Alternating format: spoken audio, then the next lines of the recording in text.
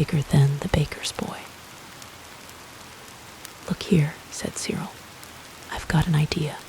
Does it hurt much?" said Robert sympathetically. "Don't be a jackape. I'm not humbugging." "Shut up, Bobs," said Anthea. "Silence for the squirrel's oration," said Robert. Cyril balanced himself on the edge of the water butt in the backyard, where they all happened to be, and spoke. "Friends, Romans, countrymen, and women, we found a Samyad. We have had wishes. We've had wings, and being beautiful as the day up. That was pretty jolly beastly, if you like, and wealth and castles, and that rotten gypsy business with the lamb. But we're no forater. We haven't really got anything worth having for our wishes. We've had things happening," said Robert. "That's always something." "It's not enough, unless they're the right things," said Cyril firmly. "Now I've been thinking, not really," whispered Robert, in the silent what's-its-names of the night. "It's like suddenly being asked something out of history, the date of the conquest or something. You know it all right all the time, but when you're asked it all goes out of your head. Ladies and gentlemen, you know jolly well that when we're all rotting about in the usual way heaps of things keep cropping up, and then real earnest wishes come into the heads of the beholder. Here, said Robert. Of the beholder, however stupid he is, Cyril went on. Why, even Robert might happen to think of a really useful wish, if he didn't injure his poor little brains, trying so hard to think. Shut up, Bobs, I tell you. You'll have the whole show over. A struggle on the edge of a water butt is exciting, but damp. When it was over, and the boys were partially dried, Anthea said, It really was you began it, Bobs. Now honor is satisfied. Do let Squirrel go on.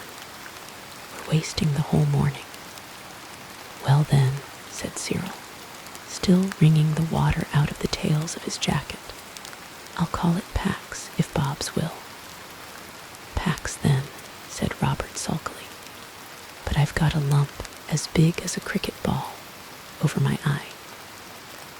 Anthea patiently offered a dust-colored handkerchief, and Robert bathed his wounds in silence. Now, Squirrel, she said. Well then, let's just play bandits, or forts, or soldiers, or any of the old games. We're dead sure to think of something if we try not to. You always do. The others consented. Bandits was hastily chosen for the game. It's as good as anything else, said Jane gloomily. It must be owned that Robert was at first but a half-hearted bandit. But when Anthea had borrowed from Martha the red-spotted handkerchief in which the keeper had brought her mushrooms that morning, and had tied up Robert's head with it so that he could be the wounded hero who had saved the bandit captain's life the day before, he cheered up wonderfully.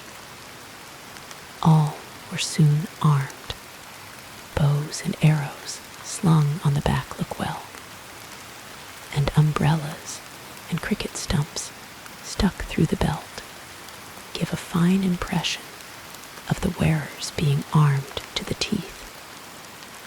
The white cotton hats that men wear in the country nowadays have a very brigandish effect when a few turkeys' feathers are stuck in them. The lamb's mail cart was covered with a red and blue checked tablecloth and made an admirable baggage wagon.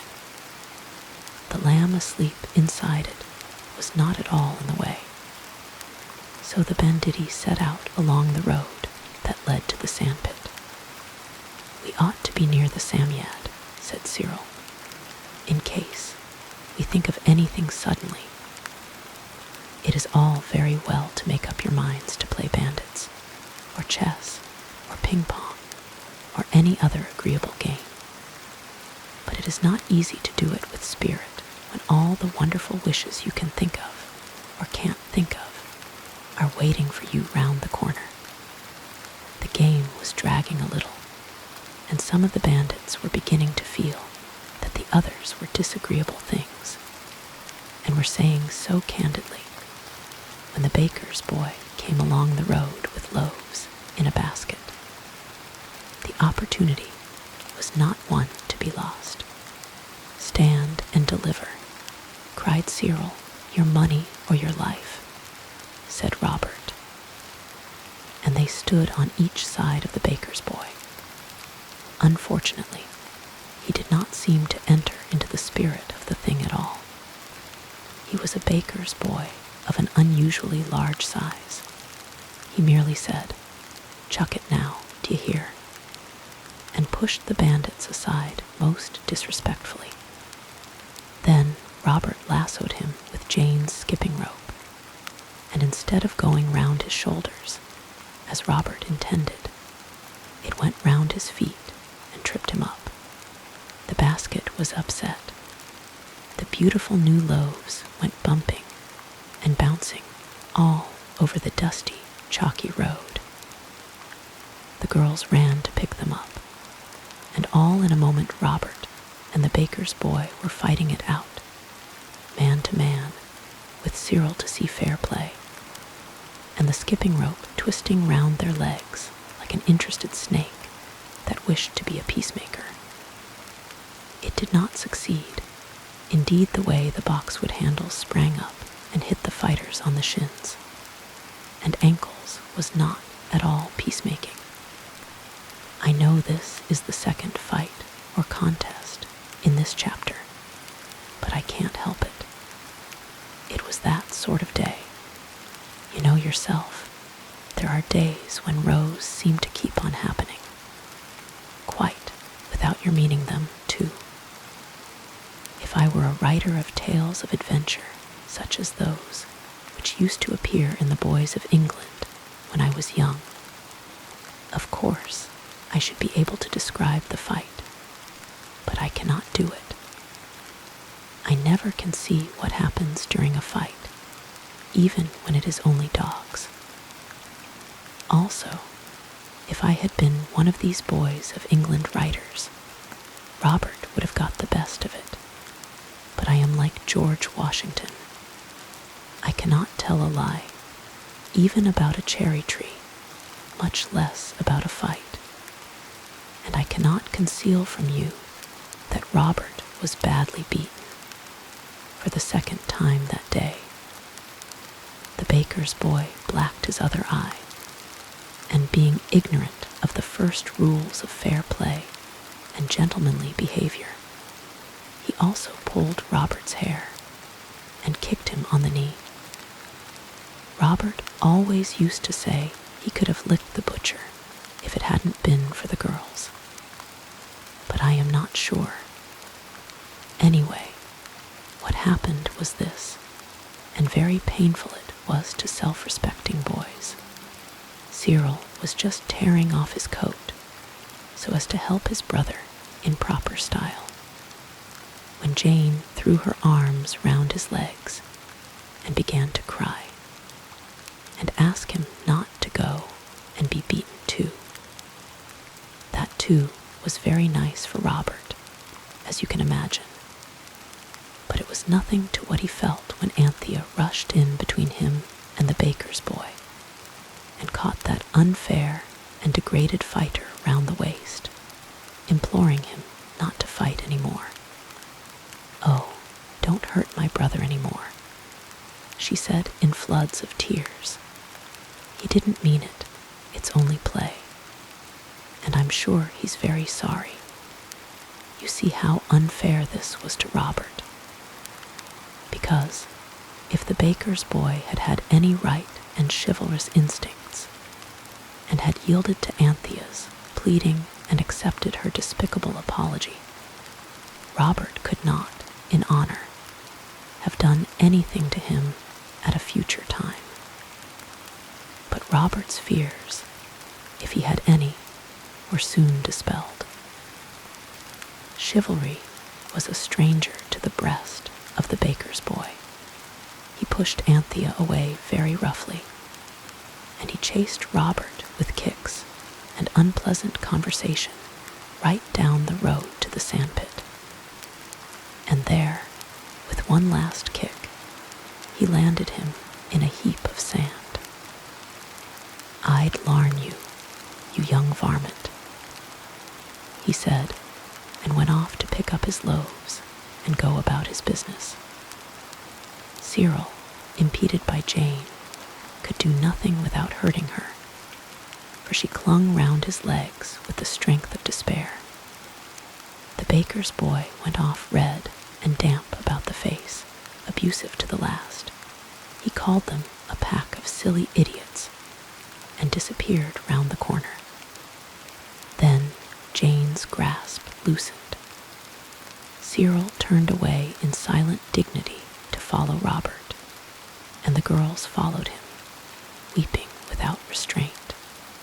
It was not a happy party that flung itself down in the sand beside the sobbing Robert. For Robert was sobbing, mostly with rage. Though of course I know that a really heroic boy is always dry-eyed after a fight.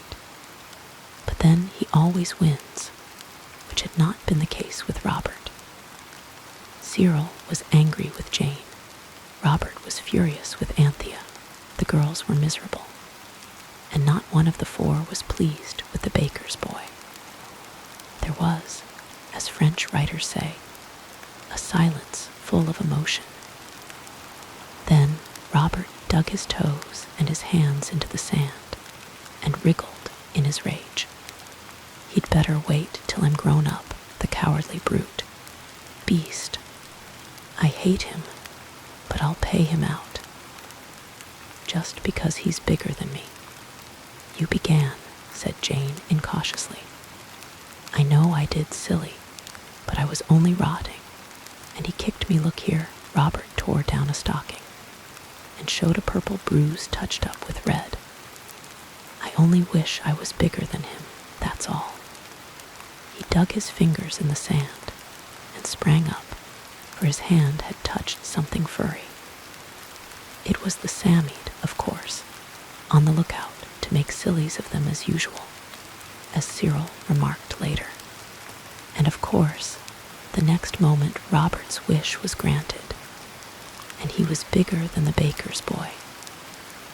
Oh, but much, much bigger. He was bigger than the big policeman who used to be at the crossing at the mansion house years ago. The one who was so kind in helping old ladies over the crossing. And he was the biggest man I have ever seen, as well as the kindest. No one had a foot rule in its pocket, so Robert could not be measured. But he was taller than your father would be if he stood on your mother's head, which I am sure he would never be unkind enough to do.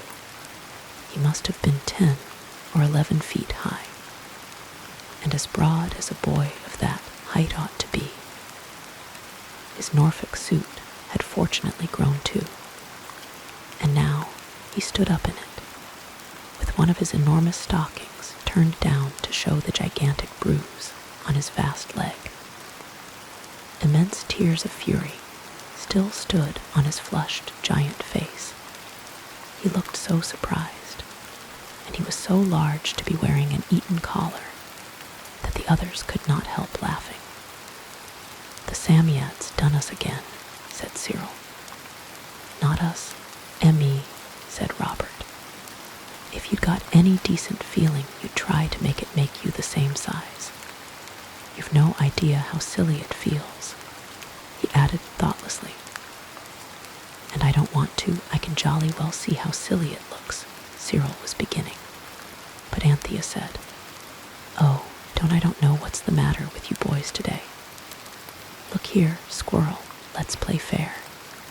It is hateful for poor old Bobs all alone up there.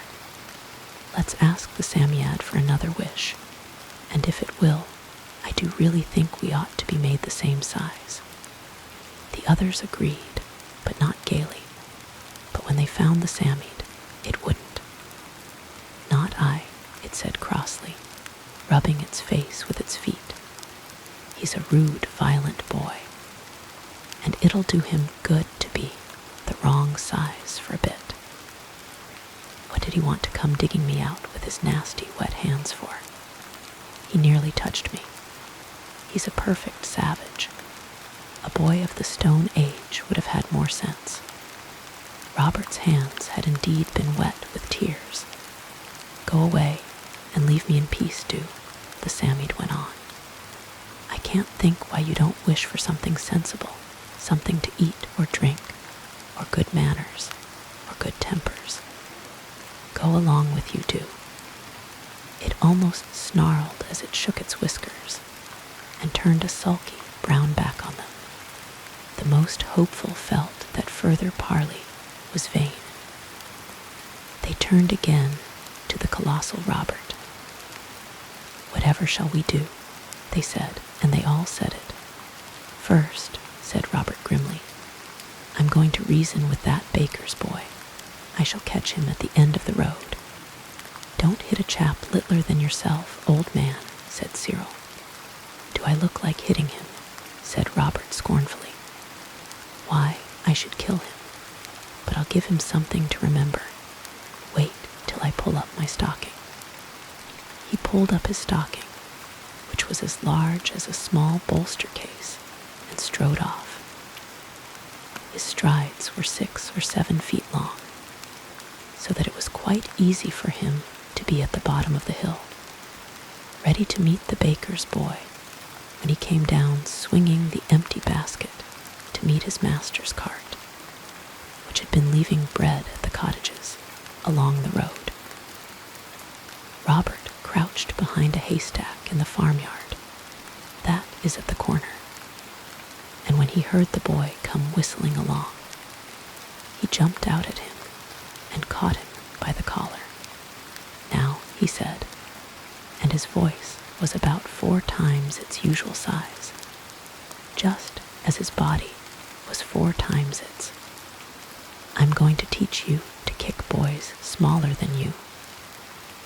He lifted up the baker's boy and set him on the top of the haystack, which was about 16 feet from the ground, and then he sat down on the roof of the cowshed and told the baker's boy exactly what he thought of him.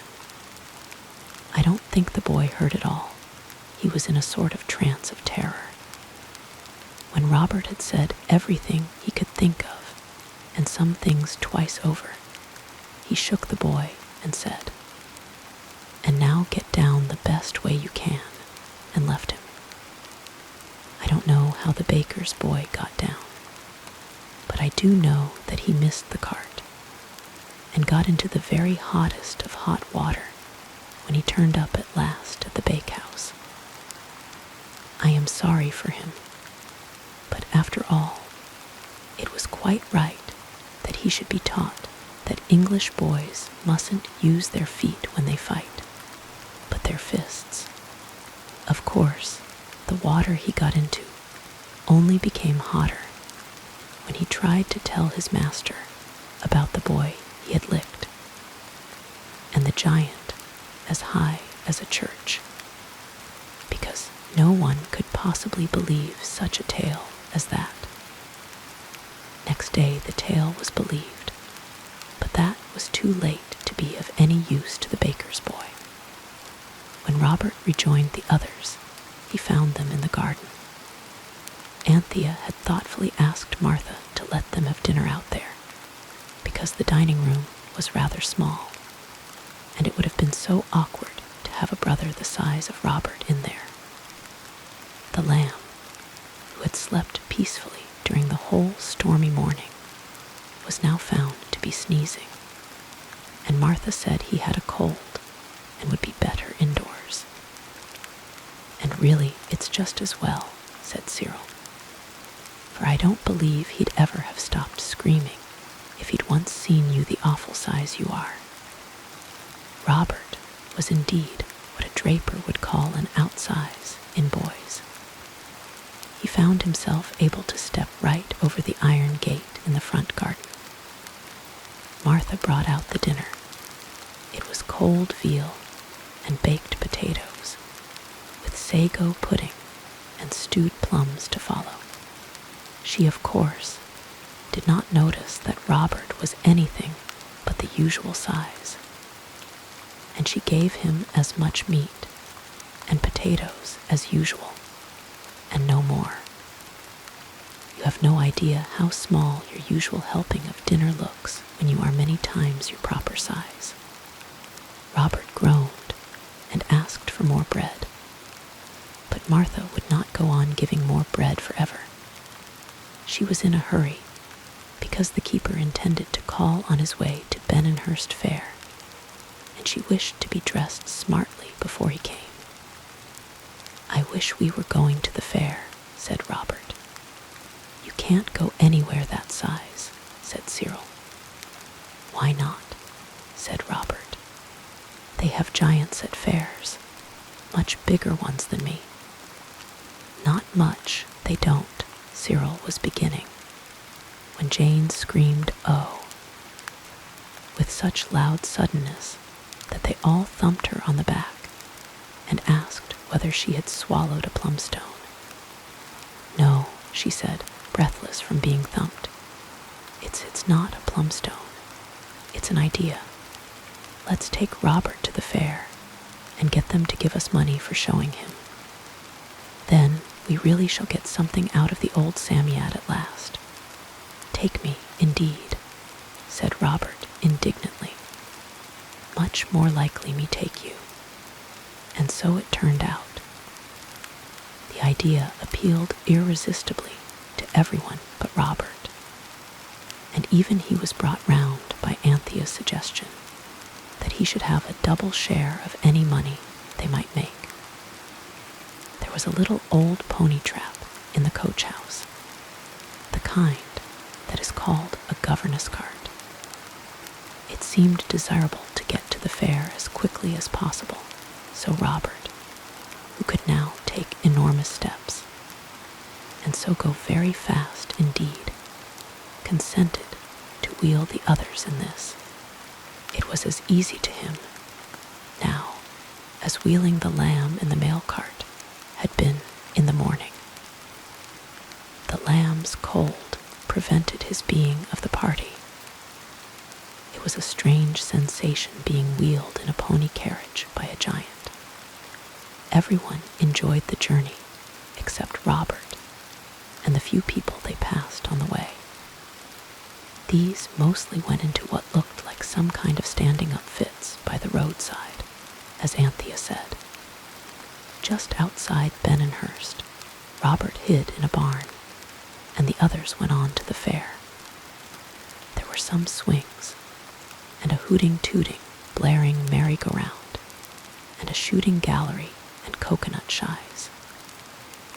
Resisting an impulse to win a coconut, or at least to attempt the enterprise, Cyril went up to the woman who was loading little guns before the array of glass bottles on strings against a sheet of canvas. "Here you are, little gentleman," she said, "penny a shot." "No, thank you," said Cyril. "We are here on business, not on pleasure. Who's the master?" "The what?"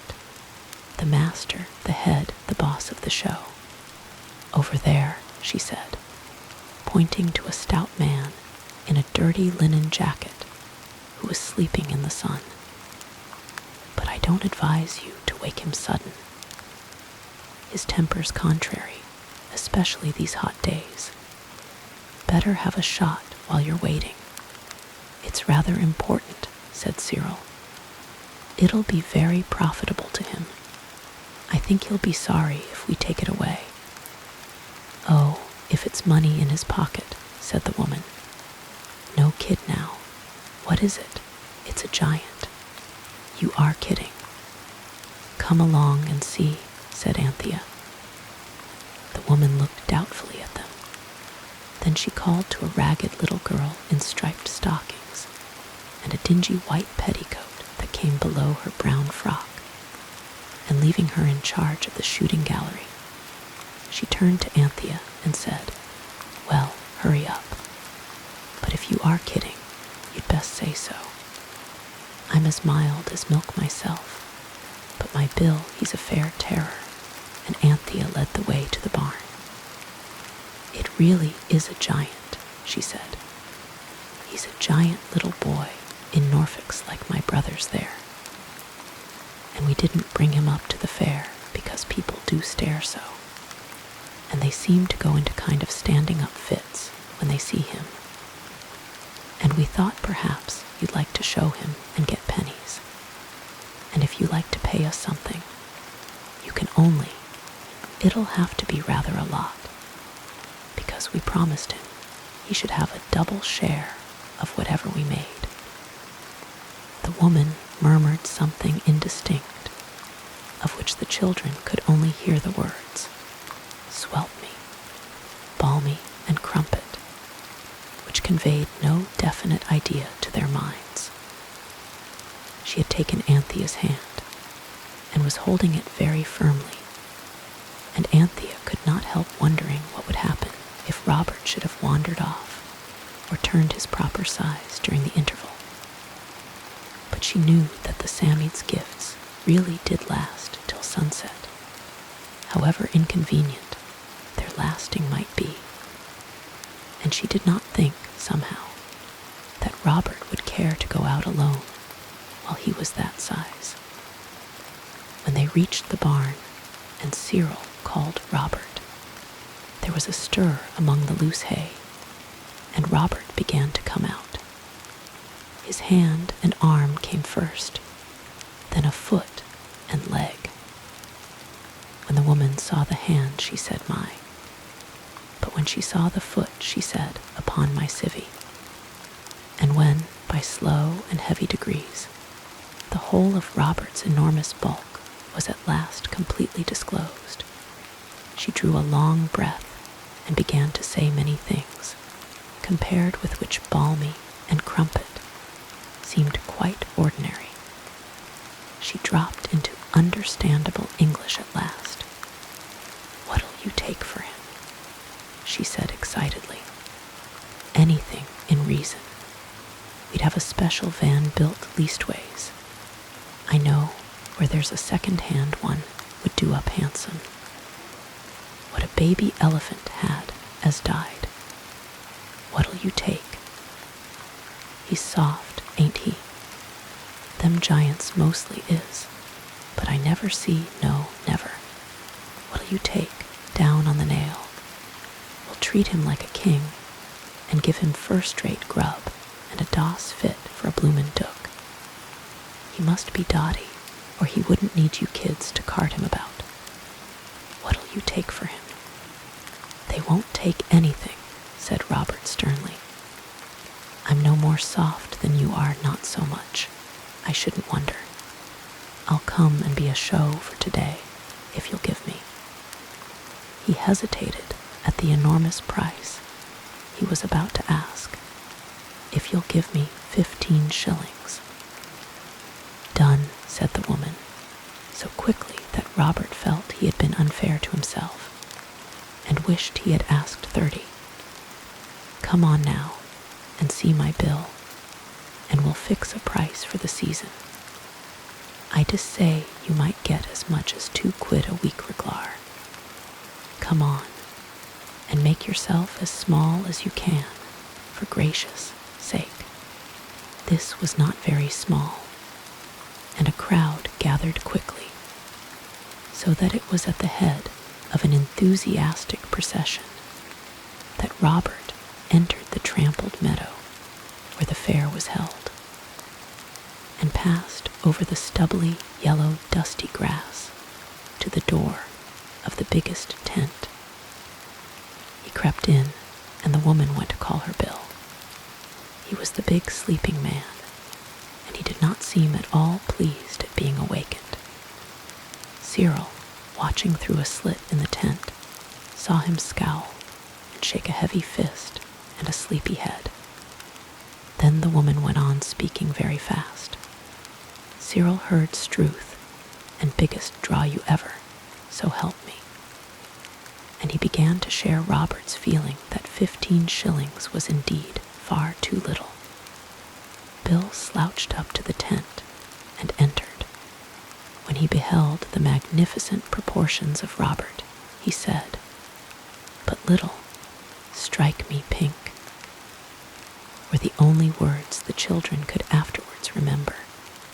But he produced 15 shillings, mainly in sixpences and coppers, and handed it to Robert. "We'll fix up about what you're to draw when the show's over tonight," he said with hoarse heartiness. "Lor, love a duck. You'll be that happy with us you'll never want to leave us. Can you do a song now, or a bit of a breakdown?" "Not today," said Robert, rejecting the idea of trying to sing. As once in May, a favorite of his mother's, and the only song he could think of at the moment. "Get Levi and clear them bloomin' photos out. Clear the tent. Stick up a curtain or suthink," the man went on. "Lor, what a pity we ain't got no tights his size, but we'll have 'em before the week's out. Young man, your fortune's made. It's a good thing you came to me, and not to some chaps as I could tell you on. I've known blokes as beat their giants, and starved 'em too, so I'll tell you straight, you're in luck this day if you never was afore. 'Cause I'm a lamb, I am, and I don't deceive you. I'm not afraid of anyone's beating me," said Robert, looking down on the lamb. Robert was crouched on his knees, because the tent was not big enough for him to stand upright in. But even in that position, he could still look down on most people. "But I'm awfully hungry. I wish you'd get me something to eat." "Here, Becca," said the horse Bill. "Get him some grub, the best you've got, mind." Another whisper followed, of which the children only heard, "Down in black and white, first thing tomorrow." Then the woman went to get the food. It was only bread and cheese when it came, but it was delightful to the large and empty Robert. And the man went to post sentinels round the tent, to give the alarm if Robert should attempt to escape with his 15 shillings. "As if we weren't honest," said Anthea indignantly, when the meaning of the sentinels dawned on her. Then began a very strange and wonderful afternoon. Bill was a man who knew his business. In a very little while, the photographic views, the spyglasses you look at them through, so that they really seem rather real, and the lights you see them by, were all packed away. A curtain, it was an old red and black carpet really, was run across the tent. Robert was concealed behind, and Bill was standing on a trestle table outside the tent, making a speech. It was rather a good speech. It began by saying that the giant it was his privilege to introduce to the public that day was the eldest son of the Emperor of San Francisco, compelled through an unfortunate love affair with the Duchess of the Fiji Islands to leave his own country and take refuge in England, the land of liberty, where freedom was the right of every man, no matter how big he was. It ended by the announcement that the first 20 who came to the tent door should see the giant for threepence apiece. After that, said Bill, the price is riz, and I don't undertake to say what it won't be riz too. So now's your time. A young man squiring his sweetheart on her afternoon out was the first to come forward. For that occasion, his was the princely attitude. No expense spared money, no object. His girl wished to see the giant. Well, she should see the giant, even though seeing the giant cost threepence each, and the other entertainments were all penny ones. The flap of the tent was raised. The couple entered. Next moment, a wild shriek from the girl thrilled through all present. Bill slapped his leg. "That's done the trick," he whispered to Becca. It was indeed a splendid advertisement of the charms of Robert. When the girl came out, she was pale and trembling, and a crowd was round the tent. "What was it like?" asked a bailiff. "Oh, horrid. You wouldn't believe," she said. "It's as big as a barn, and that fierce. It froze the blood in my bones. I wouldn't missed seeing it for anything. The fierceness was only caused by Robert's trying not to laugh, but the desire to do that soon left him. And before sunset, he was more inclined to cry than to laugh, and more inclined to sleep than either. For by ones and twos and threes, people kept coming in all the afternoon, and Robert had to shake hands with those who wished it, and allow himself to be punched and pulled and patted and thumped, so that people might make sure he was really real. The other children sat on a bench and watched and waited, and were very bored indeed. It seemed to them that this was the hardest way of earning money that could have been invented. And only 15 shillings. Bill had taken 4 times that already, for the news of the giant had spread, and tradespeople in carts and gentle people in carriages came from far and near. One gentleman with an eyeglass and a very large yellow rose in his buttonhole offered Robert, in an obliging whisper, £10 a week to appear at the Crystal Palace. Robert had to say no. "I can't," he said regretfully. "It's no use promising what you can't do." "Ah, poor fellow, bound for a term of years, I suppose. Well, here's my card. When your time's up, come to me." "I will if I'm the same size then," said Robert truthfully. "If you grow a bit, so much the better," said the gentleman. When he had gone, Robert beckoned Cyril and said, "Tell them I must and will have an easy, and I want my tea." Tea was provided, and a paper hastily pinned on the tent. It said, "Closed for half an hour, while the giant gets his tea." Then there was a hurried council. "How am I to get away?" said Robert. "I've been thinking about it all the afternoon. Why, walk out when the sun sets, and you're your right size. They can't do anything to us." Robert opened his eyes. "Why, they'd nearly kill us," he said, "when they saw me get my right size. No, we must think of some other way. We must be alone when the sun sets."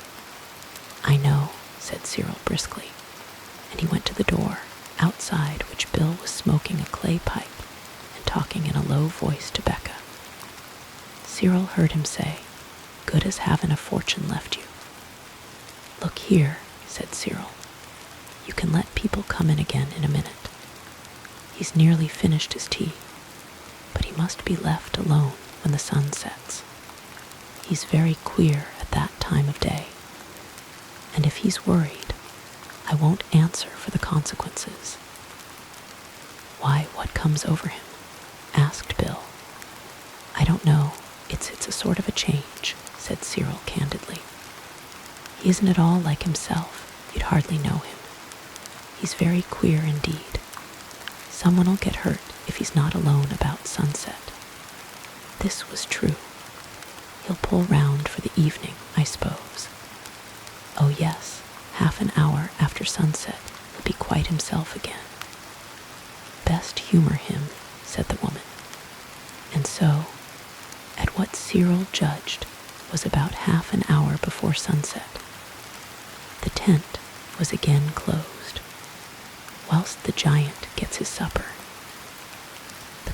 was very merry about the giant's meals, and their coming so close together. Well, he can pick a bit, Bill owned. You see, he has to eat hearty, being the size he is. Inside the tent, the 4 children breathlessly arranged a plan of retreat. You go now, said Cyril to the girls, and get along home as fast as you can. Oh, never mind the beastly pony cart, we'll get that tomorrow. Robert and I are dressed the same. We'll manage somehow, like Sidney Carton did. Only you girls must get out, or it's all no-go. We can run, but you can't, whatever you may think. No, Jane, it's no good Robert going out and knocking people down. The police would follow him till he turned his proper size, and then arrest him like a shot. Go you must. If you don't, I'll never speak to you again. It was you got us into this mess really, hanging round people's legs the way you did this morning. Go, I tell you. And Jane and Anthea went. We're going home, they said to Bill. We're leaving the giant with you. Be kind to him. And that, as Anthea said afterwards, was very deceitful.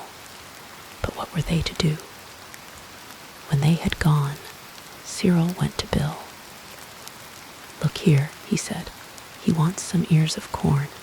There's some in the next field but one. I'll just run and get it. Oh, and he says, can't you loop up the tent at the back a bit? He says he's stifling for a breath of air. I'll see no one peeps in at him. I'll cover him up, and he can take a nap while I go for the corn. He will have it. There's no holding him when he gets like this. The giant was made comfortable with a heap of sacks and an old tarpaulin. The curtain was looped up, and the brothers were left alone. They matured their plan in whispers. Outside, the merry-go-round blared out its comic tunes, screaming now and then to attract public notice. Half a minute after the sun had set, a boy in a Norfolk suit came out past Bill. I'm off for the corn, he said, and mingled quickly with the crowd. At the same instant, a boy came out of the back of the tent past Becca, posted there as sentinel. I'm off after the corn, said this boy also. And he, too, moved away quietly and was lost in the crowd. The front door boy was Cyril. The back door was Robert now. Since sunset, once more his proper size. They walked quickly through the field and along the road, where Robert caught Cyril up. Then they ran. They were home as soon as the girls were, for it was a long way, and they ran most of it. It was indeed a very long way, as they found when they had to go and drag the pony trap home next morning, with no enormous Robert to wheel them in it, as if it were a mail cart. And they were babies, and he was their gigantic nursemaid. I cannot possibly tell you what Bill and Becca said when they found that the giant had gone. For one thing, I do not know. Grown up. Cyril had once pointed out that ordinary life is full of occasions on which a wish would be most useful. And this thought filled his mind when he happened to wake early on the morning, after Robert had wished to be bigger than the baker's boy, and had been it. The day that lay between these 2 days had been occupied entirely by getting the governess cart home from Benonhurst. Cyril dressed hastily. He did not take a bath, because tin baths are so noisy, and he had no wish to rouse Robert, and he slipped off alone, as Anthea had once done, and ran through the dewy morning to the sandpit. He dug up the samite very carefully and kindly, and began the conversation by asking it whether it still felt any ill effects from the contact with the tears of Robert the day before yesterday. The Samite was in a good temper. It replied politely, "And now, what can I do for you?" It said, "I suppose you've come here so early to ask for something for yourself, something your brothers and sisters aren't to know about, eh?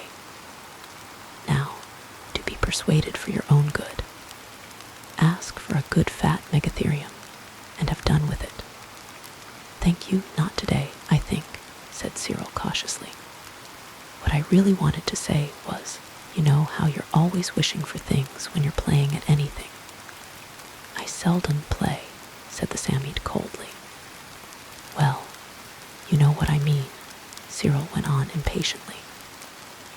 "What I want to say is, won't you let us have our wish just when we think of it, and just where we happen to be, so that we don't have to come and disturb you again," added the crafty Cyril. "It'll only end in your wishing for something you don't really want, like you did about the castle," said the Samite, stretching its brown arms and yawning.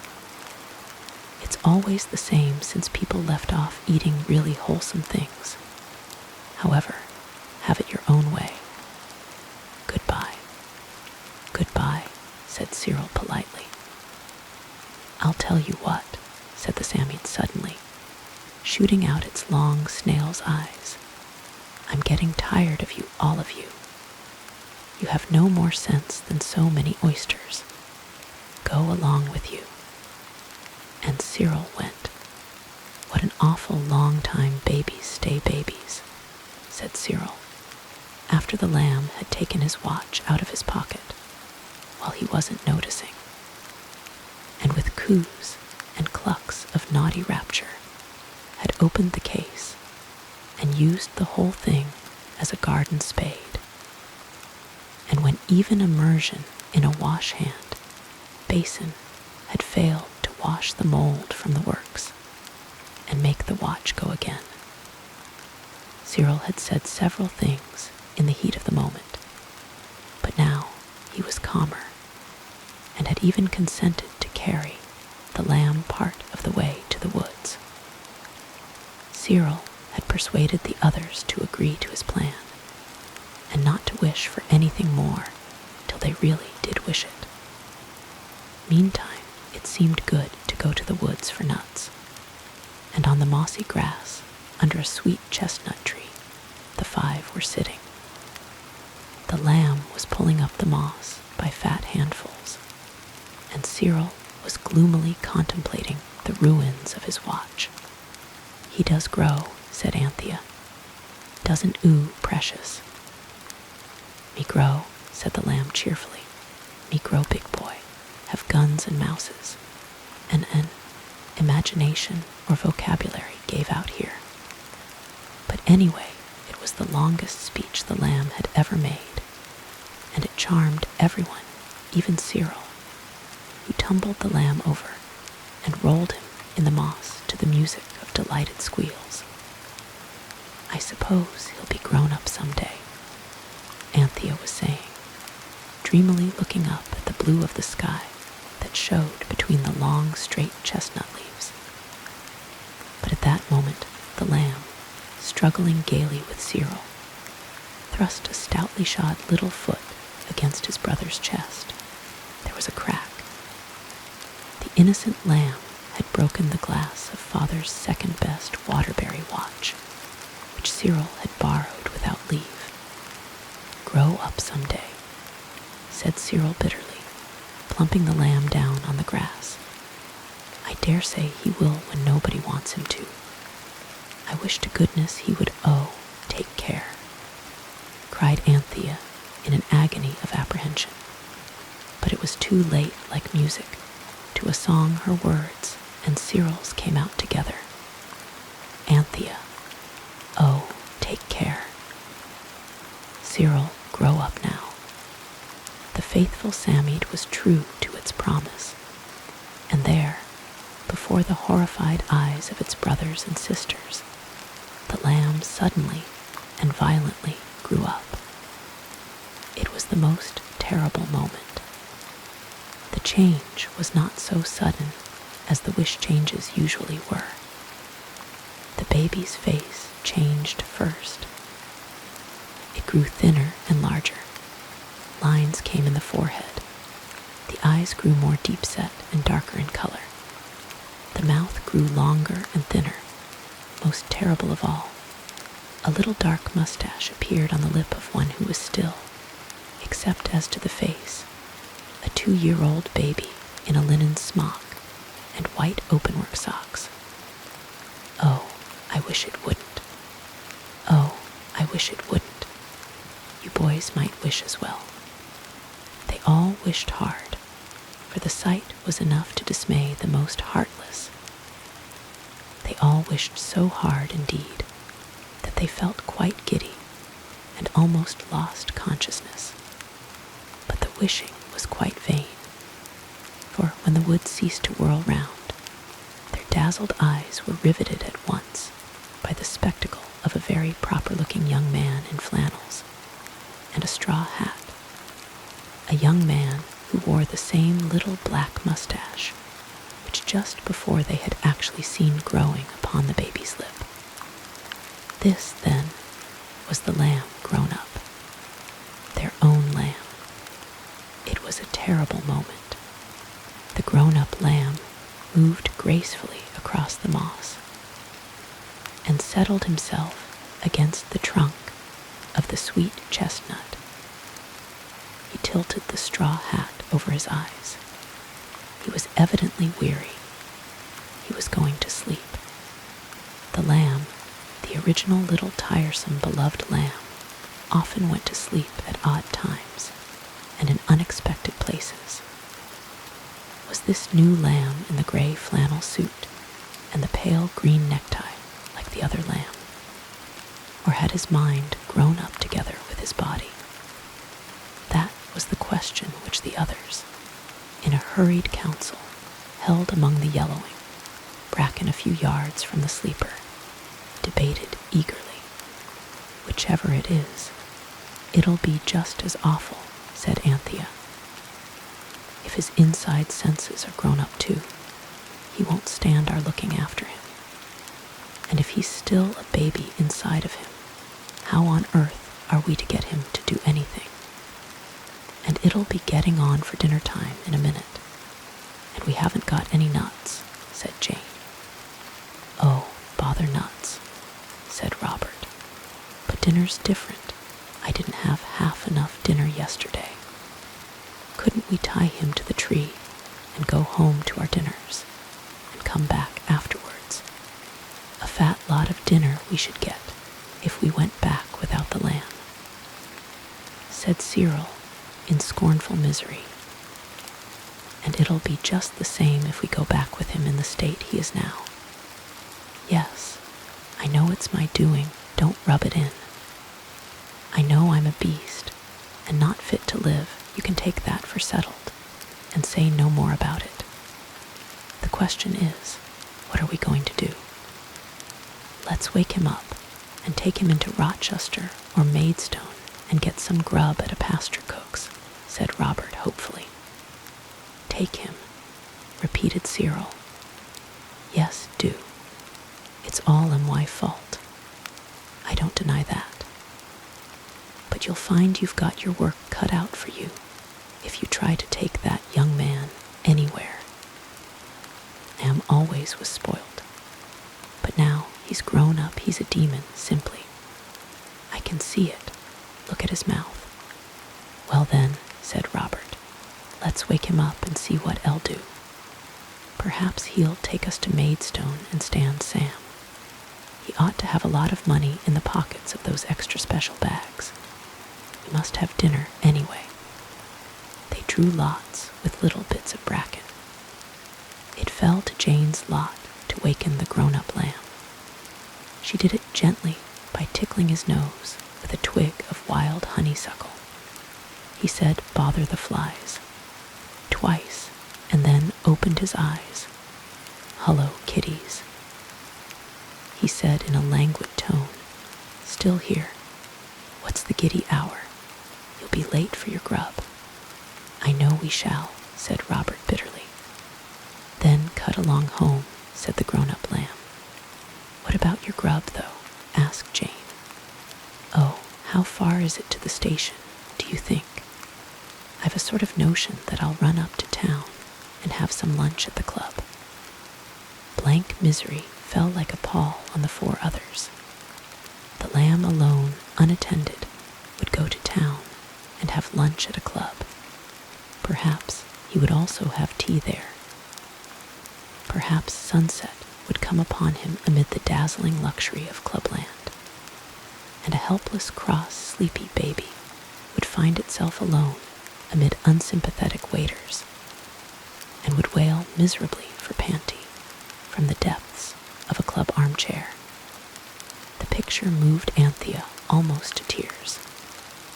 "Oh no, lamb ducky, you mustn't do that," she cried incautiously.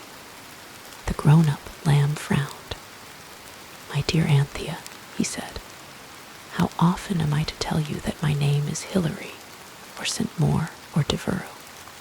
Any of my baptismal names are free to my little brothers and sisters, but not lamb, a relic of foolish and far-off childhood." This was awful. He was their elder brother now, was he? Well, of course he was, if he was grown up, since they weren't. Thus, in whispers, Anthea and Robert.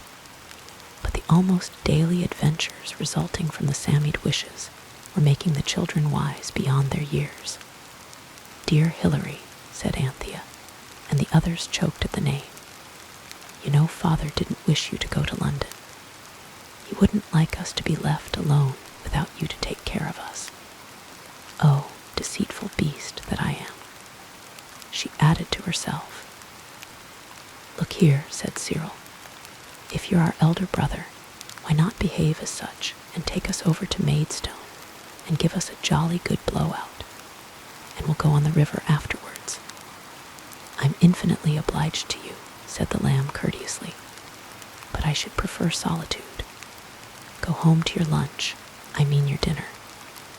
Perhaps I may look in about tea time, or I may not be home till after you are in your beds." Their beds. Speaking glances flashed between the wretched 4. Much bed there would be for them if they went home without the lamb. "We promised Mother not to lose sight of you if we took you out," Jane said before the others could stop her. "Look here, Jane," said the grown-up lamb, putting his hands in his pockets and looking down at her. "Little girls should be seen and not heard. You kids must learn not to make yourselves a nuisance. Run along home now, and perhaps, if you're good, I'll give you each a penny tomorrow." "Look here," said Cyril, in the best man-to-man tone at his command. "Where are you going, old man? You might let Bobs and me come with you, even if you don't want the girls." This was really rather noble of Cyril, for he never did care much about being seen in public with the lamb, who of course after sunset would be a baby again. The man-to-man tone succeeded. "I shall just run over to Maidstone on my bike," said the new lamb airily, fingering the little black mustache. "I can lunch at the Crown, and perhaps I'll have a pull on the river. But I can't take you all on the machine now. Can I run along home like good children?" The position was desperate. Robert exchanged a despairing look with Cyril. Anthea detached a pin from her waistband, a pin whose withdrawal left a gaping chasm between skirt and bodice, and handed it furtively to Robert with a grimace of the darkest and deepest meaning. Robert slipped away to the road. There, sure enough, stood a bicycle, a beautiful new freewheel. Of course, Robert understood at once that if the lamb was grown up, he must have a bicycle. This had always been one of Robert's own reasons for wishing to be grown up. He hastily began to use the pin, 11 punctures in the back tire, 7 in the front. He would have made the total 22, but for the rustling of the yellow hazel leaves, which warned him of the approach of the others. He hastily leaned a hand on each wheel, and was rewarded by the wish of what was left of the air escaping from 18 neat pinholes. "Your bike's run down," said Robert, wondering how he could so soon have learned to deceive. "So it is," said Cyril. "It's a puncture," said Anthea, stooping down, and standing up again with a thorn which she had got ready for the purpose. "Look here." The grown-up lamb, or Hilary, as I suppose one must now call him, fixed his pump and blew up the tire. The punctured state of it was soon evident.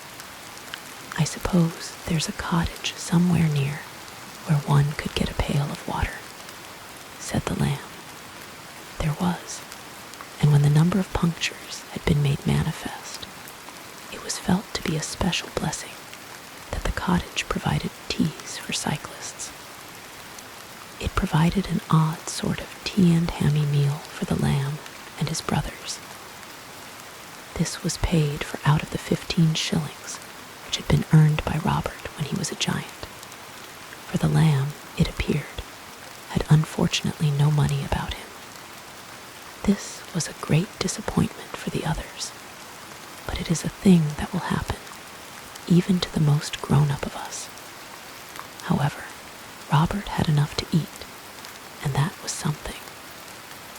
Quietly but persistently, the miserable 4 took it in turns to try to persuade the lamb, or St. Maur, to spend the rest of the day in the woods. There was not very much of the day left by the time he had mended the 18th puncture. He looked up from the completed work with a sigh of relief, and suddenly put his tie straight. "There's a lady coming," he said briskly. "For goodness sake, get out of the way. Go home, hide, vanish somehow. I can't be seen with a pack of dirty kids." His brothers and sisters were indeed rather dirty, because, earlier in the day, the lamb, in his infant state, had sprinkled a good deal of garden soil over them.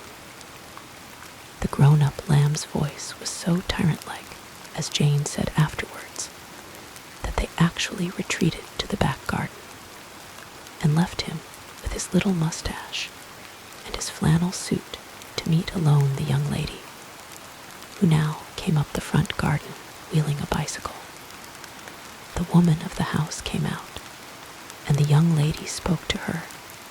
The lamb raised his hat as she passed him, and the children could not hear what she said, though they were craning round the corner by the pig pail, and listening with all their ears. They felt it to be perfectly fair, as Robert said, with that wretched lamb in that condition. When the lamb spoke in a languid voice heavy with politeness, they heard well enough. "A puncture," he was saying. "Can I not be of any assistance, if you could allow me?" There was a stifled explosion of laughter behind the pig pail. The grown-up lamb, otherwise Devereux, turned the tail of an angry eye in its direction. "You're very kind," said the lady, looking at the lamb. She looked rather shy, but, as the boys put it, there didn't seem to be any nonsense about her. "But oh," whispered Cyril behind the pig pail, "I should have thought he'd had enough bicycle mending for one day. And if she only knew that really and truly he's only a whiny-piney, silly little baby." "He's not," Anthea murmured angrily. "He's a dear, if people only let him alone. It's our own precious lamb still, whatever silly idiots may turn him into, isn't he, Pussy?" Jane, doubtfully supposed so. Now the lamb, whom I must try to remember to call St. Maur, was examining the lady's bicycle and talking to her with a very grown-up manner indeed. No one could possibly have supposed, to see and hear him, that only that very morning he had been a chubby child of 2 years breaking other people's Waterbury watches. Devereux, as he ought to be called for the future, took out a gold watch when he had mended the lady's bicycle, and all the onlookers behind the pig pail said "Oh," because it seemed so unfair that the baby, who had only that morning destroyed 2 cheap but honest watches, should now, in the grown-upness Cyril's folly had raised him to, have a real gold watch with a chain and seals. Hilary, as I will now term him, withered his brothers and sisters with a glance, and then said to the lady, with whom he seemed to be quite friendly, "If you will allow me, I will ride with you as far as the cross roads. It is getting late, and there are tramps about. No one will ever know what answer the young lady intended to give to this gallant offer. For directly Anthea heard it made, she rushed out, knocking against the pig pail, which overflowed in a turbid stream, and caught the lamb, I suppose I ought to say Hilary, by the arm. The others followed, and in an instant the 4 dirty children were visible beyond disguise. "Don't let him," said Anthea to the lady, and she spoke with intense earnestness. "He's not fit to go with anyone." "Go away, little girl," said St. Maur, as we will now call him, in a terrible voice. "Go home at once. You'd much better not have anything to do with him," the now reckless Anthea went on. "He doesn't know who he is. He's something very different from what you think he is." "What do you mean?" asked the lady not unnaturally, while Devereux, as I must term the grown-up lamb, tried vainly to push Anthea away. The others backed her up, and she stood solid as a rock. "You just let him go with you," said Anthea. "You'll soon see what I mean. How would you like to suddenly see a poor little helpless baby spinning along downhill beside you, with its feet up on a bicycle it had lost control of?" The lady had turned, rather pale. "Who are these very dirty children?" she asked the grown-up lamb, sometimes called St. Maur in these pages. "I don't know," he lied miserably. "Oh, lamb." "How can you?" cried Jane, "when you know perfectly well you're our own little baby brother that we're so fond of." "We're his big brothers and sisters," she explained, turning to the lady, who with trembling hands was now turning her bicycle towards the gate. "And we've got to take care of him. And we must get him home before sunset, or I don't know whatever will become of us. You see, he's sort of under a spell enchanted. You know what I mean." Again and again the lamb Devereux, had tried to stop Jane's eloquence, but Robert and Cyril held him, one by each leg, and no proper explanation was possible. The lady rode hastily away, and electrified her relatives at dinner by telling them of her escape from a family of dangerous lunatics. The little girl's eyes were simply those of a maniac. "I can't think how she came to be at large," she said. When her bicycle had whizzed away down the road, Cyril spoke gravely. "Hilary, old chap," he said, "you must have had a sunstroke or something. And the things you've been saying to that lady. Why, If we were to tell you the things you've said when you are yourself again, say tomorrow morning, you wouldn't even understand them, let alone believe them. You trust to me, old chap, and come home now. And if you're not yourself in the morning, we'll ask the milkman to ask the doctor to come. The poor grown-up lamb, St. Moore, was really one of his Christian names, seemed now too bewildered to resist, since you seem all to be as mad as the whole worshipful company of hatters, he said bitterly. I suppose I had better take you home. But you're not to suppose I shall pass this over. I shall have something to say to you all tomorrow morning. Yes, you will, my lamb, said Anthea under her breath. But it won't be at all the sort of thing you think it's going to be. In her heart, she could hear the pretty, soft, little loving voice of the baby lamb, so different from the affected tones of the dreadful grown-up lamb, one of whose names was Devereux, saying, Me love Panty, wants to come to own Panty. Oh, let's get home, for goodness sake, she said. You shall say whatever you like in the morning, if you can, she added in a whisper. It was a gloomy party that went home through the soft evening. During Anthea's remarks, Robert had again made play with the pin, and the bicycle tire, and the lamb, whom they had to call St. Moore or Devereux or Hilary, seemed really at last to have had his fill of bicycle mending. So the machine was wheeled. The sun was just on the point of setting when they arrived at the White House. The 4 elder children would have liked to linger in the lane till the complete sunsetting turned the grown-up lamb, whose Christian names I will not further weary you by repeating, into their own dear, tiresome baby brother. But he, in his grown-upness, insisted on going on, and thus he was met in the front garden by Martha.